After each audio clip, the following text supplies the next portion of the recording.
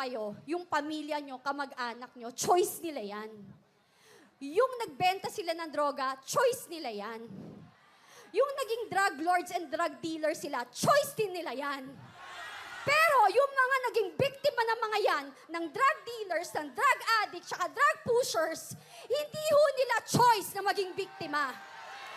So please, tigilan nyo kami. If you want, pag-usapan natin ng human rights, mas ipaglaban nyo ang 2 taong ginahasa, 5 taong ginahasa, lolang ginahasa, ang pinatay na mawalang kamalay-malay, yun ang ipaglaban nyo. Yun ang masakit. Kasi pinaglalaban nyo, kriminal. Pinaglalaban nyo mga walang kwenta. I'm sorry, hindi ako sorry, not sorry.